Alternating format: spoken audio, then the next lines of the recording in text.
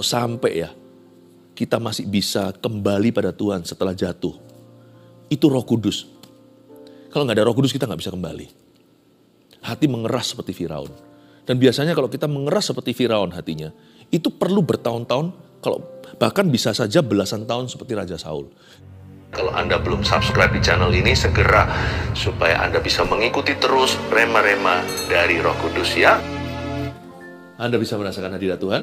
Saya bisa merasakan dari tadi untuk memuji Tuhan, bukan kerasa-kerasaan, tapi sana sini di tubuh saya. Terasa listrik surgawi. Saya tahu Tuhan ada di sini, bukan karena perasaan kita. Tapi seperti tadi saya katakan dalam doa, 2-3 orang berkumpul dalam nama Yesus, Roh Allah ada di sana. Kita punya seorang penolong yang tangguh, namanya Roh Kudus. Dan kita semakin membutuhkan Dia, tahun-tahun yang akan datang. Karena dunia semakin tidak pasti. Namun, Dialah seorang sahabat yang paling kita abaikan di hidup ini. Sahabat setiap anak Tuhan yang paling diperdebatkan. Roh Kudus itu lebih dari bahasa roh. Roh Kudus itu seorang pribadi. Pribadi ketiga Allah Tritunggal. Allah Bapa, Allah Anak, Allah Roh Kudus. Yesus berkata, kamu bisa hujat saya, masih ada pengampunan. Karena mungkin kamu belum tahu kebenaran. Tapi kalau kamu menghujat Roh Kudus, roh kebenaran itu dengan apa? Garam bisa diasinkan. Kalau sabun kotor, gimana dicucinya? Dialah agen dengan A huruf besar. Dialah Allah. Dialah meterai keselamatan kita. Dia menuntun kita ke dalam segala kebenaran.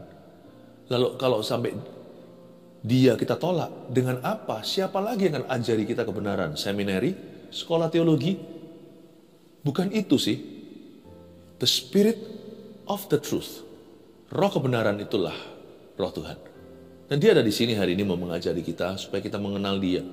Saya rindu hari ini yang diimpartasikan bukan hanya pengetahuan belaka, apalagi teori. Tapi saya berdoa agar Tuhan akan memberikan kepekaan pada kita, khususnya dalam membuat keputusan tahun depan. Kita baca dulu sekarang firman Tuhan yang ada di Yohanes pasal 14 ayat 15-18 bunyinya. Jikalau kamu mengasihi aku, kamu akan menuruti segala perintahku. Aku akan minta kepada Bapa, dan Ia akan memberikan kepadamu seorang penolong yang lain, supaya Ia menyertai kamu selama-lamanya, yaitu Roh kebenaran. Dunia tidak dapat menerima Dia, sebab dunia tidak melihat Dia dan tidak mengenal Dia. Tetapi kamu mengenal Dia, sebab Ia menyertai kamu dan akan diam di dalam kamu. Aku tidak akan meninggalkan kamu sebagai yatim piatu. Aku datang kembali kepadamu. Ayat 15 saya bacakan lalu saya jelaskan. Jikalau kamu mengasihi aku, ini adalah kata-kata Tuhan Yesus. Kalau kamu cinta saya, kata Tuhan, kamu akan menuruti segala perintahku. Ada kata jika berarti tidak tentu. Karena manusia itu lemah, sungguh kita ini hanya daging darah. Sekalipun bejana tanah liat ini diisi harta sorgawi itulah bukan hanya Injil.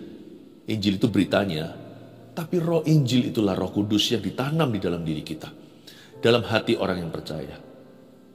Tapi sebenarnya konteks atau kontainernya ini, wadahnya itu tanah liat. Kita ini bejana yang gak sempurna. Makanya Tuhan pakai kata jikalau itu realistis. Karena kemungkinan besar kita akan gagal, jikalau bukan gagal total dalam mengikut Yesus. Kalau kita berdasar dengan pengetahuan kita atau niat baik, gak cukup tuh.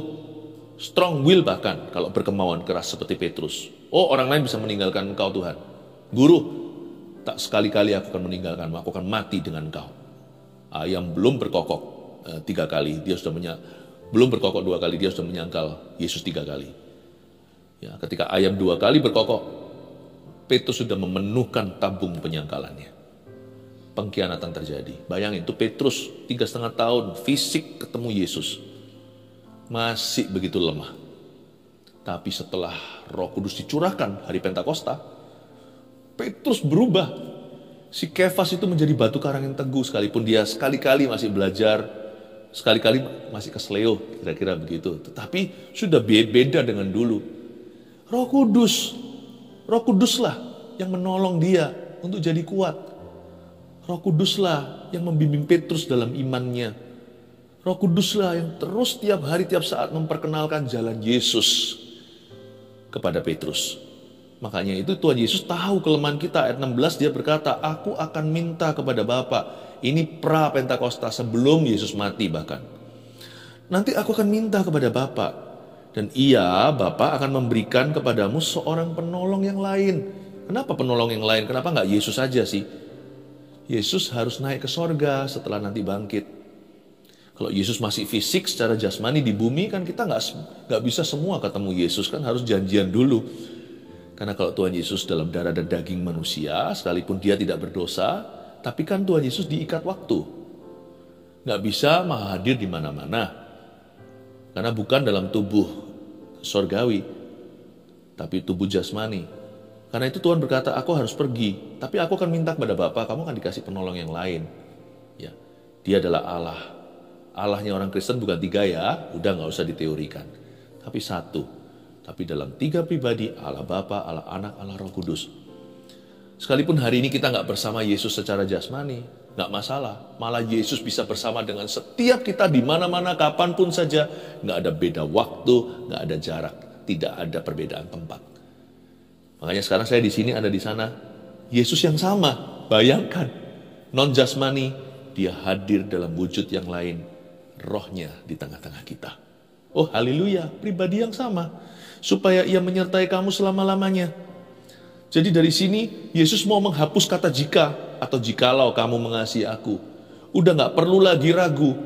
Kalau nanti Bapak mengutus seorang penolong yang lain, penolong itu akan tangguh. Udah dihapus kata jika.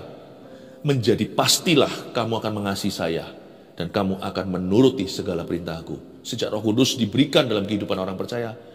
Kalau kita mau melakukan sesuatu yang berlawanan dengan mengasihi Yesus, mulut bisa mengaku, tapi kalau perbuatan kita membenci dia, hati kita gak enak sendiri loh. Seperti ada yang gelut sama kita di dalam hati. Kalau kita gak nurut sama segala perintah Tuhan, kalau kita pilih-pilih, tebang pilih, atau kalau sebagian orang malah nekat, gak nurut sama sekali, hati kita itu tidak akan pernah merasa plong atau lega. Kemanakah aku dapat pergi menjauhi rohmu Tuhan? Itu seperti kita sedang bergulat dengan Tuhan. Bergulat dengan seseorang di dalam jiwa kita.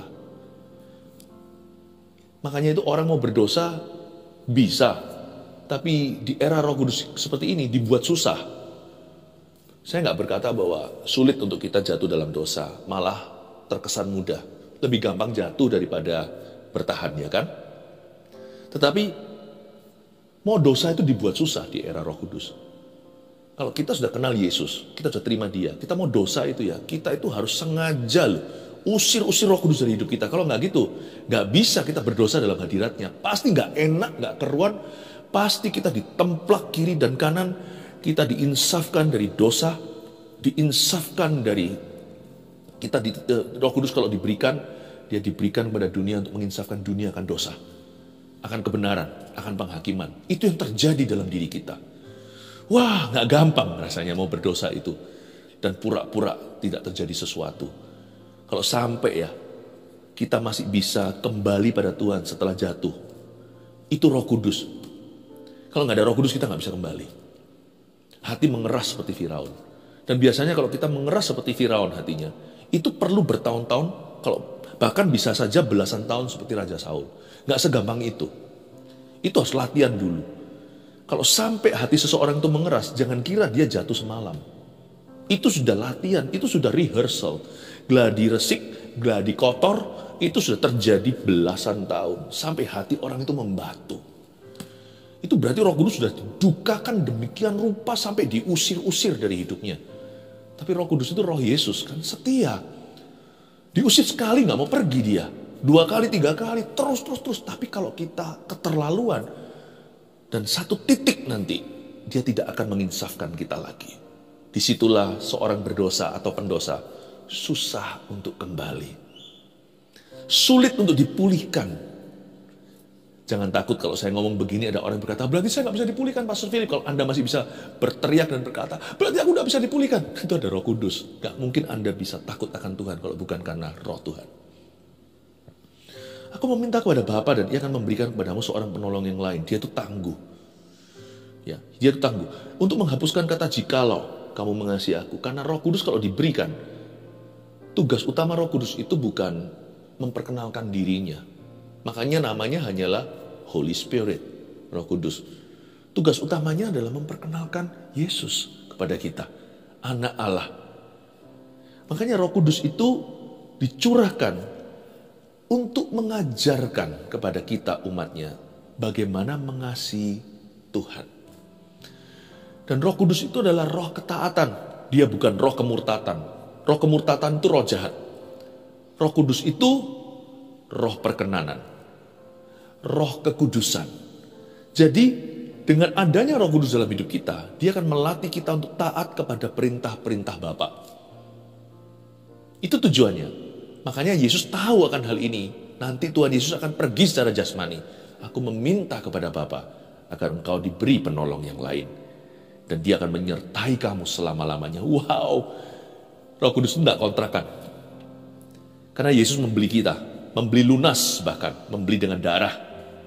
Sekali kita miliknya, Roh Kuduslah meterai keselamatan. Sekalipun kita masih tinggal dalam tubuh dan darah yang masih bisa kumat-kumatan. Sungguh loh, kalau hari ini saya tidak menyangkal diri dan memikul salib, saya akan kembali kepada Philip yang lama. Dan Philip yang lama, Anda pasti nggak akan suka. Saya orangnya dulu seperti apa, kebiasaan buruk, emosian, nggak sabaran, nggak ada kasih, dingin, tidak ada senyum, apalagi ketawa. Saya masih bisa, karena badan saya ini masih ada memorinya. Namanya tubuh Adam suatu hari kalau mati, debu menjadi debu, tanah menjadi tanah, jiwa kita kembali pada Tuhan, diberi tubuh mulia. Nah waktu itu sudah nggak ada lagi memorinya. Udah ciptaan baru. Tapi roh saya sudah ditebus, jiwa saya sudah ditebus, badan saya sekarang menjadi senjata kebenaran. Ku persembahkan tiap hari, karena aku tahu bahwa badanku ini adalah bait suci. Bait sucinya siapa? Bait Allahnya Roh Kudus. Karena saya persembahkan, yang dulu tangan saya buat untuk mukul orang, sekarang buat tumpang tangan. Buat untuk memberi rasa aman. Mulut dulu untuk menjatuhkan, sekarang saya pakai mulut ini untuk memberitakan. Jadi badan saya nurut. Karena roh dan jiwa saya sudah ditebus. Di dalam diri saya ini ada ciptaan baru. Tapi kalau Anda lihat tubuh saya dari dulu ya begini, cuma lebih tua. Tapi di dalam diri saya ada satu dunia yang sudah ditebus oleh Kristus. Dan itu adalah tempat tinggalnya Roh Kudus. Jiwa saya itu terdiri dari kehendak bebas saya, pikiran saya, perasaan saya. Roh saya itu bicara sesuatu yang tidak bisa saya jelaskan. Bayi waktu di USG pertama kali diberitahu positif. Positif hamil mamanya. Sang ibu muda tersebut yang barusan hamil, baru berapa minggu dites, waktu dilihatkan sang suami senang sekali tapi nggak tahu mana bayinya dok, anak pertama. Ternyata satu dot atau satu titik yang ada kehidupan. Itulah roh manusia, belum ada badan, belum ada jari 5, setiap tangan. Roh kita tinggal di situ Roh Kudus. Ini dahsyat dan disitulah di dalam area roh itulah ada banyak hal yang tidak bisa dijelaskan. Namanya kepekaan. Sensitivity to the Holy Spirit. Itu yang membuat kita rasa gak serak kalau kita setelah mengatakan sesuatu, bukan orang yang suka guilty-an ya, suka rasa bersalah, enggak. Itu juga yang membuat kita itu jadi rasakan damai sejahtera Allah di sana. Itu bukan feeling loh. Emosi orang itu sebatas sana, sebatas jiwanya. Tapi ada orang tertentu di badai yang luar biasa, tapi heran. Bukannya dia itu tenang secara feeling atau perasaan, dia juga kalap seperti yang lainnya. Tapi di dalam dirinya ada blessed assurance. Ada keyakinan iman, ada kepastian. Seperti ada asuransi sorgawi, seperti ada garansi. Makanya itu martir-martir di zaman dulu dalam sejarah gereja. Mereka menghadapi kematian itu dengan ketenangan yang luar biasa. Itu bukan tren-trenan karena mereka dari dulu itu tentara. Bukan karena mereka itu gimana. Bukan karena mereka semedi, bukan. Itu ada sesuatu dalam dot itu atau dalam titik itu yang hidup itu. Di situ Tuhan Allah letakkan kerajaannya. Jaga itu. Itulah keselamatan jiwa. Kita lihat ayat 17. Dia menyertai kita selama-lamanya ya kan. Kita miliknya. Yaitu roh kebenaran. I love it. The Holy Spirit itu roh kebenaran Allah Roh Kudus itu. Dia bukanlah roh kesalahan, kefasikan. Dia roh kebenaran. Dunia tidak dapat menerima dia. Sebab dunia tidak melihat dia dan tidak mengenal dia. Celakanya bukan hanya dunia, kadang-kadang gereja juga tidak bisa menerima dia. Selain menjadikan dia hanyalah sebuah doktrin saja. Sebab dunia nggak bisa melihat dia dan tidak mengenal dia. Bahkan bahasa roh pun jadi perdebatan. Enggak sih, bahasa roh itu bahasa roh diberikan dalam kehidupan seseorang yang memintanya, yang percaya, yang haus, dan tahu bahwa itu adalah gift atau karunia perjanjian baru. Itu dikasih ke kita agar kita memakai itu untuk mengasihi Yesus. Jadi jangan kita menghakimi orang lain yang berbahasa lidah. Kalau kita sendiri nggak percaya, ya sudah simpan saja, nggak apa-apa. Kan nggak ada paksaan, karena baptisan Roh Kudus dengan tanda berbahasa lidah itu kan bukan keharusan, tapi kehausan. Yang haus yang dapat kan? Kalau orang lain pakai itu untuk mengasihi Yesus, itu nggak ada urusannya sama yang menonton. Karena dia berdoa sama Tuhan. Jangan kita tuntut harus ditafsirkan. Jangan diterjemahkan masalah. Siapa bilang nggak ditafsirkan? Orang yang berbahasa roh itu menafsirkan. Ditafsirkan bahasa lidahnya. Kenapa? Setelah dia bahasa roh, kejadian setelah itu sepanjang hari, misalkan kalau dia bahasa lidah di pagi hari, itu adalah tafsiran dari bahasa roh itu. Di-upload dulu, download dulu, di-upload dalam kejadian. Makanya orang yang berbahasa lidah, rajin mendengungkannya, menuai buahnya, kata Amsal. Itu kan setelah dia download sesuatu dari Tuhan. Lalu Tuhan mulai upload rencananya sepanjang hari. Makanya terjadi banyak kebetulan, banyak tuntunan. Namanya spirit-led life atau kehidupan yang dituntun oleh Roh Kudus. Barang siapa dituntun oleh Roh, Roma 8, dia adalah anak-anak Allah yang dituntun oleh Roh Allah. Janganlah, kalau kita berbahasa lidah juga jangan menghakimi mereka yang tidak berbahasa roh. Ya udah nggak apa-apa, pengertiannya beda. Tapi yang pasti ya, semua yang dari Roh Kudus yang diberikan itu bukan untuk perdebatan, tapi untuk mengasihi Yesus. Dan untuk membantu kita nurut sama segala perintahnya. Suatu hari saya pernah berbahasa roh, tahun berapa saya lupa. Lalu dari bahasa lidah saya itu saya tergerak sekali untuk pergi ke sebuah negara. Ternyata betul kan, ketika kami mulai masuk ke negara itu yang tertutup bagi Injil, ternyata dibuka. Kita jalan depan nggak pakai gerilya. Ngomong terang-terangan, minta izin boleh nggak kita adakan KKR, kebaktian kebangunan rohani di sana. Lihat itu bahasa roh itu berguna. Malah membuka pintu sebuah bangsa. Terjadi kebangunan rohani puluhan ribu orang. Saya ingat waktu itu yang hadir. Tuhan jamah dengan dahsyatnya. Tanpa tumpang tangan orang sembuh di mana-mana. Dan itu yang sakit adalah orang-orang yang menderita demikian dari lahir. Bukan sesuatu yang sifatnya sugesti. Itu yang gak bisa, adalah mujizat-mujizat seperti di Kisah Para Rasul yang gak bisa disangkali. Lihat, bahasa roh itu berguna bagi saya. Karena itu, saya percaya ayat ini memberikan peringatan pada kita bahwa dunia gak bisa menerima dia just because they don't understand him. Jangan sampai gereja menolak dia karena kurang mengerti cara Roh Kudus beroperasi. Tidak paham tentang karunia-karunia Roh Kudus itu apa. Yang kita dengungkan seringkali adalah buah. Buah itu yang penting, kasih itu memang terbesar. Betul. Tapi kasih gak sendiri loh. Kasih itu punya twins. Kasih, iman, pengharapan. Faith is important too. Gak ada ayat yang berkata tanpa kasih kamu gak bisa menyenangkan Tuhan. Tanpa kasih sia-sia. Seperti tong kosong nyaring bunyinya. Tapi tanpa iman kamu gak bisa menyenangkan Tuhan. Ibrani pasal yang ke-11. Kita diselamatkan oleh pengharapan, Roma 5. Pengharapan tidak mengecewakan. Jangan pernah kita itu mengira, hanya ada satu elemen dalam kerajaan Tuhan. Jangan just because we don't understand karunia Roh Kudus. Bukan berarti itu tidak perlu. Karena karunia Roh Kudus kalau dipakai dengan cara yang untuk mengasihi sesama, itu berguna luar biasa. Seperti saat teduh bersama, lihat hikmat marifat. Apa yang terjadi waktu ngeflow. Berapa banyak orang disembuhkan seperti kesaksian-kesaksian tadi. Itu nggak kebetulan. Kadang-kadang umum sekali, general, kadang-kadang spesifik. Seingat saya, kadang-kadang saya pernah juga menyebut sampai nama kok. Saya nggak kenal Anda. Bukan karena saya sakti. Tapi itu Roh Kudus bekerja. Buktinya setelah itu saya juga lupa.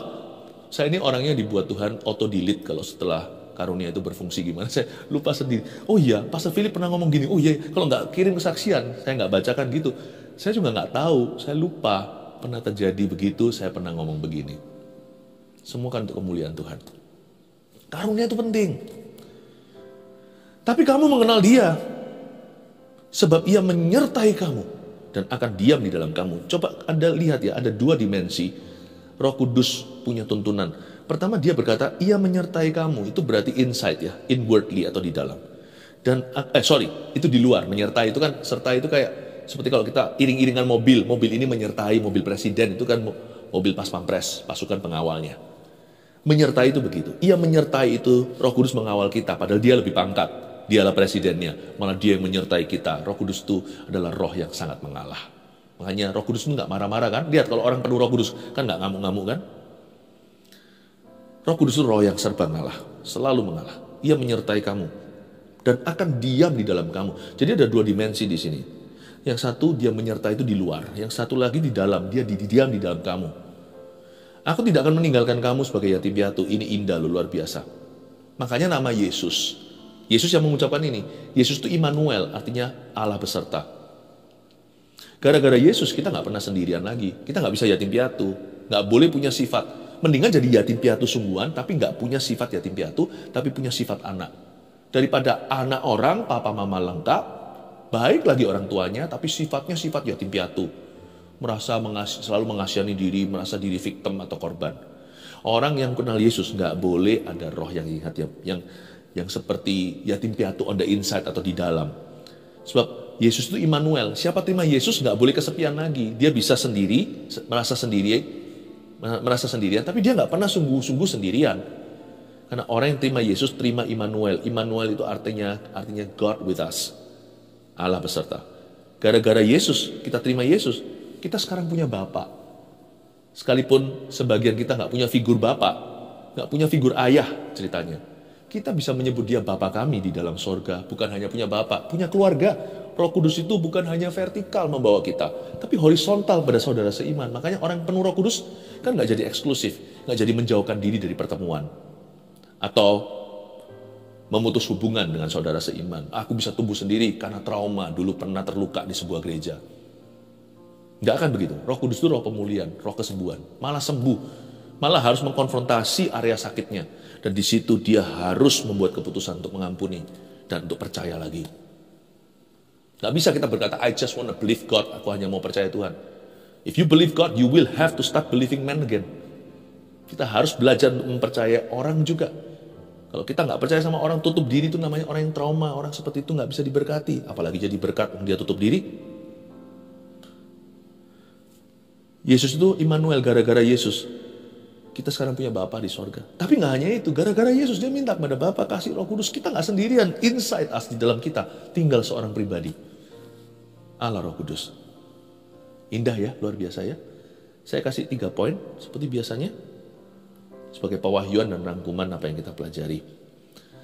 Kita punya seorang penolong yang tangguh. 1, Roh Kudus akan membantu kita untuk mengasihi Yesus dan taat kepada Bapa. Nah itu dia.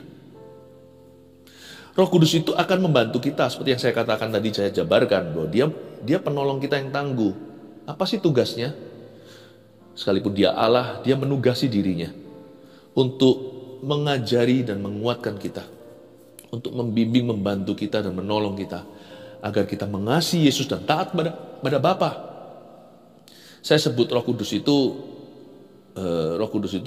penolong yang sejati. Dan dialah yang membuat kita tidak lagi jikalau, tapi pasti. Sekalipun kita masih bisa gagal, kita nggak sempurna, kita masih belajar. Tapi orang yang dipenuhi Roh Kudus, dituntun oleh Roh Allah, makin hari dia akan semakin mengasihi Yesus. Makin hari dia akan semakin menuruti segala perintahnya. Semakin hari dia akan semakin taat pada perintah-perintah Bapa. 2, kita punya seorang penolong yang tangguh, namanya Roh Kudus kan? Tidak kelihatan bukan berarti Roh Kudus tidak dahsyat atau tidak nyata. Roh Kudus ini menyebut dirinya, dia adalah, Yesus menyebutnya the Spirit of Truth, roh kebenaran. Jadi Roh Kudus itu ada dalam kebenaran. Dia itu mempengaruhi kita dalam kebenaran. Saya punya sebutan seperti ini, Spirit of Truth and Fruit. Roh Kudus itu tidak narsis. Memang dia tidak kelihatan. Memang tidak niat untuk dilihat. Tapi dia terasa pengaruhnya dalam kebenaran yang dia ajarkan dalam kehidupan kita. Dan buah-buah yang dihasilkan dalam diri kita. Kasih, damai sejahtera, sukacita, semua hingga kelemah lembutan dan penguasaan diri. He's the Spirit of Fruit and Truth. Tidak kelihatan, bukan berarti Roh Kudus itu nggak dahsyat. Jangan salah, perlu interview Anania Safira, gimana mereka matinya. Langsung rebah putus nyawa. Gara-gara bohongin Roh Kudus di dalam bait suci, di dalam tempat ibadah mereka, gereja mula-mula. Ya, just because he's invisible, tidak kelihatan, bukan berarti dia nggak nyata. Di alam kita ini terlalu banyak hal-hal yang powerful sekali yang tidak kelihatan. Misalnya gelombang, misalnya apalagi oksigen, itu nggak kelihatan. Tapi Roh Kudus bukanlah hal-hal itu ciptaan. Roh Kudus seorang pribadi dan nyata sekali. Kita ini terlalu memberhalakan manca indera sih menurut saya. Yang disuapin terus itu hanyalah indera penciuman, pendengaran, penglihatan yang jasmani. Tapi manusia tidak pernah mengisi hatinya, yang diisi perutnya dengan roti. Padahal manusia hidup dari firman. Roh Kudus itu powerful, tapi dia nggak narsis. Kalau Anda lihat hari-hari ini di media ya, sosial media, apalagi kalau kemarin-kemarin menjelang Halloween, saya diberitahu teman-teman sih, waduh sekarang lihat-lihatnya semuanya itu hantu-hantu. Film-film juga begitu. Dan beberapa penampakan-penampakan, Anda lihat kadang-kadang apakah setan sengaja ya? Penampakan hantu terekam oleh CCTV, terekam oleh video kamera, oleh HP seseorang dan sebagainya. Roh Kudus tidak akan gitu. Itu spirit murahan. Itu roh narsis. Roh Kudus itu tidak kelihatan memang. Itulah sebabnya dia berwibawa. Itulah sebabnya dia Allah. Itulah sebabnya dia itu mulia. Loh, tapi kan Roh Kudus itu burung merpati, bukan. Waktu Yesus dibaptis, terbuka langit, turun Roh Kudus seperti burung merpati. Roh Kudus bukan burung merpati, seperti burung merpati. Dia turun, gak bisa menjelaskan waktu itu dalam insiden pembaptisan Yesus tersebut. Roh Kudus itu begitu glorious. Dia begitu lembut, tidak kasar, tapi dia begitu kuat. Dialah Roh Maha Kuasa. Dia bukan berkuasa. Roh jahat punya kuasa untuk menghancurkan hidup orang. Roh Allah itu Maha Kuasa, memutarbalikkan pekerjaan iblis. Ketiga, Roh Kudus itu membimbing kita dari dalam kita. Tadi ingat ya, dia akan diam di dalam kamu, kata Yesus ya kan? Roh Kudus membimbing kita dari dalam kita dan mengatur kejadian di sekeliling kita. Itulah penyertaan. Dia akan menyertai kamu dan akan diam di dalam kamu. Jadi Roh Kudus membimbing kita dari dalam kita dan mengatur kejadian di sekeliling kita. Nah, saya kasih satu cerita simpel aja. Suatu hari waktu saya masih sekolah, saya sampai sebuah tempat, udah capek sekali, tapi ternyata pintu terkunci. Dan kunci ditaruh di situ, saya ambil, ada 30 kuncinya, 2-30an lah, 30 ada tuh. Aduh, itu kalau nggak salah sudah pukul 3 pagi gitu, saya sampai di situ. Aduh, saya harus buka yang mana? Letih sekali, simple. A spirit-led life itu dalam hal-hal sederhana dituntun sama Roh Kudus. Saya nggak tahu apakah ini kebetulan atau enggak ya, Anda nilai sendiri. Tapi saya juga nggak jadikan ini suatu teori, tapi ini pengalaman, kesaksian. Saya juga punya kesaksian untuk saya bisa bagikan. Dalam keletihan saya setelah pelayanan berapa hari non-stop, saya sampai tempat 30 kunci, gimana ini? Coba satu-satu, kira-kira waktu 15 menit minimal atau 3,5 jam bisa-bisa ya. Saya berkata, oh bantu aku Tuhan, tolong aku Tuhan, aku capek sekali. Tiba-tiba merasa aja dari 30 kunci yang saya pegang itu, yang ini, nggak ada suara sih. Di kesaksian hati saya aja, yang ini. Udah saya buka, langsung terbuka pintunya, saya masuk. Ombyokan kunci segitu. Saya selalu berdoa begini tiap hari. Lord, baik buat diri sendiri, buat orang lain, buat keluarga Saat Teduh, buat anak-anak kami. Tuhan, tuntunlah langkah. Seperti lagu yang lama sekali, peganglah tanganku Roh Kudusku, tak berani jalan sendiri. Tuntunlah langkah kami, supaya kami selalu ditemukan di tempat yang tepat. Di waktu yang tepat. Ketemu sama orang yang tepat, untuk tujuan yang tepat. Jangan sampai kita itu apes-apesan di tempat yang salah. Di waktu yang salah, untuk tujuan yang salah, ketemu orang yang salah lagi. Wah, celaka. Sebelum landing pesawat atau saya datang ke suatu kota baru, saya punya kebiasaan selalu berkata, Tuhan, ku serahkan kakiku, tuntun aku ya Tuhan, tuntun aku. punya kebiasaan pokoknya sebelum mendarat pesawat. Saya kalau pelayanan atau kemana saja, saya selalu berkata, Tuhan, tuntun aku. Aku gak berani jalan sendiri. Roh Kudus itu membimbing kita dari dalam. Bagi saya pengalaman kunci tadi, itu yang simple. Anda bisa berkata kebetulan, tapi terus terang saya beritahu ya, saya buka kartu. Terlalu banyak kebetulan kayak gitu di hidup saya loh. Lama-lama menurut saya bukan kebetulan. Judulnya harusnya keseringan. Bisa-bisa itu jadi kesengajaan. Kebetulan adalah tuntunan Tuhan tanpa dibubui tanda tangan. Tuhan suruh kita GR sendiri dan membawa ucapan syukur kepadanya dan berkata, Tuhan ya. Bapak, jemaat yang saya kasihi, Roh Kudus itu nyata. Gak kelihatan tapi. Dia membimbing kita dari dalam kita. Dari dalam nih, khususnya untuk membuat keputusan. Gak usah yang mistik-mistik, gak usah. Kadang-kadang simple, yang pasti dia selalu berbicara lewat firman. Tiba-tiba ada ayat yang melompat dan membimbing kita. Tiba-tiba ada seorang teman mendadak yang memberitahu kepada kita, kamu gak gini kah? Apa kamu gak mau mempertimbangkan begitu? Dan kita tahu nasihat itu sound, nasihat itu tertib, nasihat itu bagus, nasihat itu betul. Roh Kudus kirim orang itu untuk meneguhkan kita sesuatu. Roh Kudus bisa membimbing kita dari luar kita atau dari dalam kita berupa kesaksian roh atau mengatur kejadian di sekeliling kita. Itu gak ada yang kebetulan. 3 ini, catat sekali lagi, kita punya seorang penolong yang tangguh. 1, Roh Kudus akan membantu kita untuk mengasihi Yesus dan taat kepada Bapa. Ya. 2, tidak kelihatan bukan berarti Roh Kudus tidak dahsyat atau tidak nyata. 3, Roh Kudus membimbing kita dari dalam diri kita. Harapkan itu ya, klaim itu, minta itu. Dan serta mengatur kejadian di sekeliling kita. He's so good, right? He is so real and good. 1 Petrus 4 ayat 7. Kesudahan segala sesuatu sudah dekat. Karena itu, kuasailah dirimu dan jadilah tenang, supaya kamu dapat berdoa. Saudara yang terkasih, terima kasih telah mendengarkan firman Tuhan hari ini. Jangan lupa untuk dukung terus channel ini dengan cara subscribe, like, share, dan juga komen.